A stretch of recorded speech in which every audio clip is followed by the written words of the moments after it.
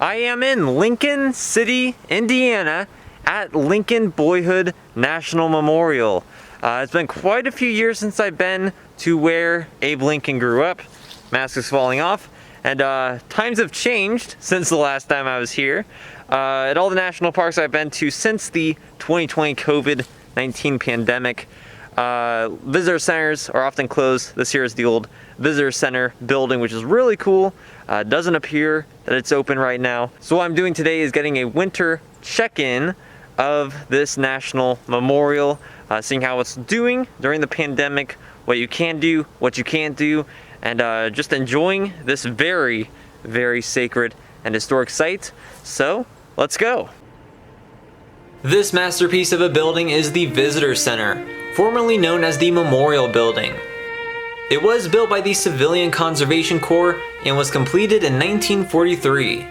On the walls are 5 bas-relief panels which portray the different periods of Lincoln's life. This one showing his birth and first 7 years of boyhood in Kentucky. But in 1816, the Lincolns moved to southern Indiana, and here he grew up. This scene depicts him as a big tall guy, rail splitting with an axe. That is something he constantly did to make farm fencing.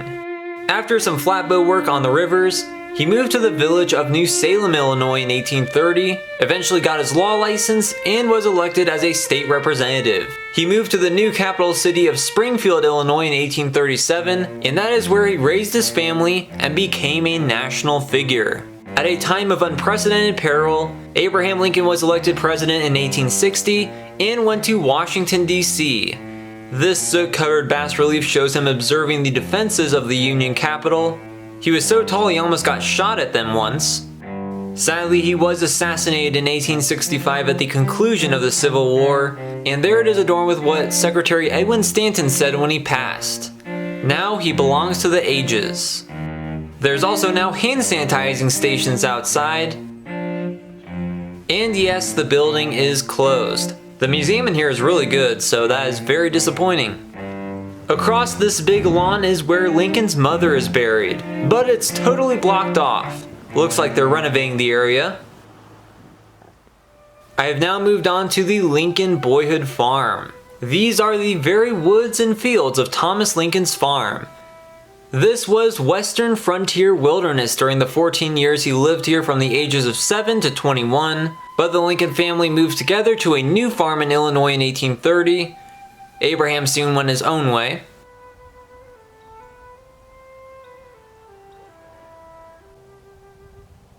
This is a farm field that the Lincolns likely planted and plowed, though nothing is growing right now because it's winter.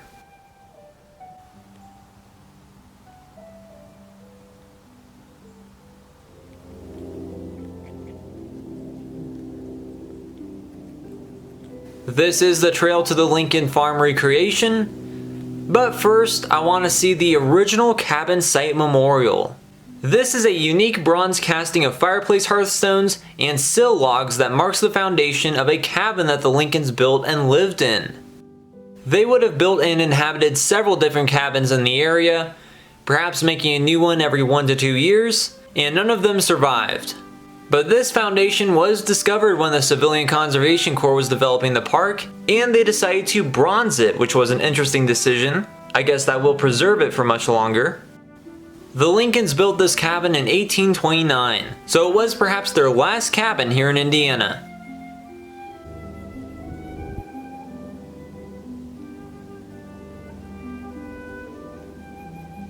This is amazing.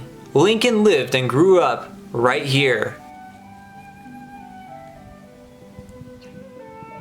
A little ways from the real cabin site is the Lincoln Living Historical Farm, a recreation of the Lincoln homestead which during the season in a non-pandemic world would have living history interpreters.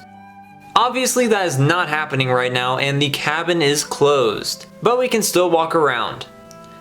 This is similar to the cabins that the Lincolns lived in while in Indiana. If you'd like to see what the inside of the cabin looks like, along with the visitor center and more that's closed today, feel free to check out my older outdated video on this memorial. It's not great, but everything was open, so there's a link to that in the description. Looks like some critter got into this squash. The farm does have some outbuildings for storage. I believe one is a smokehouse, and most of the livestock is apparently gone right now. But the chickens are still in the house.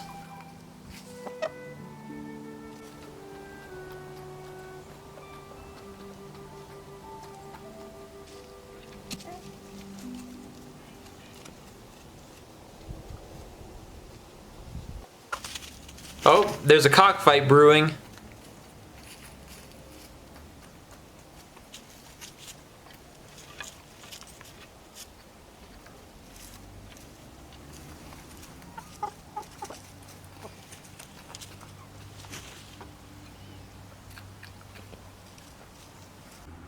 So it's disappointing that it's not open, but still very cool to walk around and explore.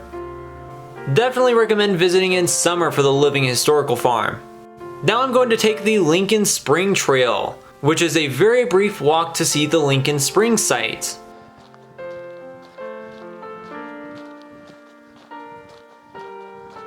This here is the Lincoln Spring, where the Lincolns got their water when they lived in the area.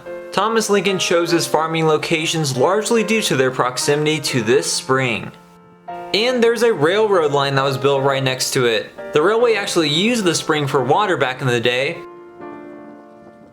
It looks like this is the Norfolk Southern Railway.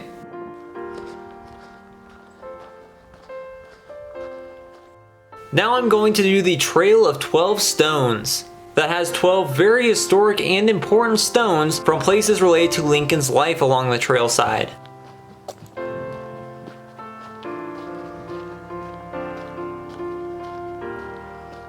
This first stone is from the birthplace of Abraham Lincoln near Hodgenville, Kentucky. That is also a national park site and I have been there, but need to get back. And I'm not sure if this is from the birthplace cabin or if it's just from the area.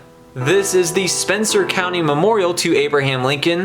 This is in Spencer County, Indiana, and it mentions the cabin site, which is located a few hundred yards away, where Lincoln lived during the impressionable years of his life between the ages of 7 and 21.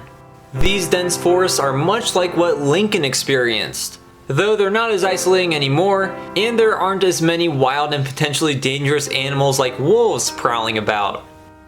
This rock is from the Jones store that was 3 miles west of here. Lincoln would often go to that store to fetch items and meet people, and I do believe he borrowed many of his books from there.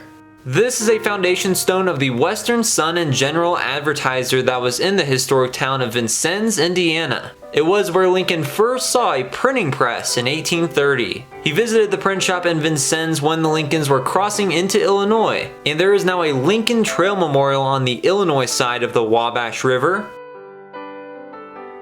This stone was part of the foundation of the Barry Lincoln store in New Salem, Illinois. Lincoln did a variety of jobs while there, including some time as a store clerk. Even though the store business didn't go well, the original Barry Lincoln store building still stands at New Salem, and I have a video on that if you're interested. These bricks are from Mary Todd Lincoln's girlhood home in Lexington, Kentucky, where she was born to an affluent family with slave servants. That home is now a fascinating museum, and I also have a video on that if you're interested.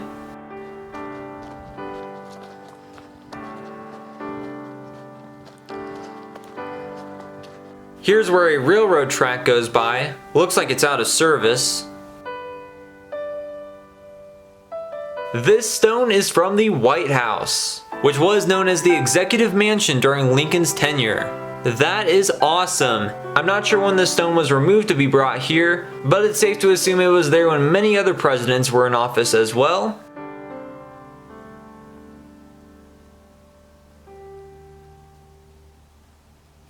Well, looks like I've come to the end of the line here.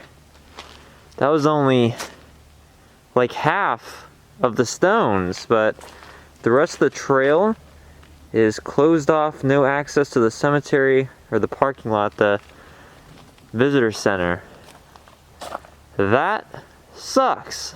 Well, I'm very tempted to walk a little bit farther because I think the Gettysburg Address rock is next. That's my favorite on the trail. I think in the spirit of Honest Abe, I will not go and see it and respect the renovation. Now, one plus about this park is that The bathrooms are open.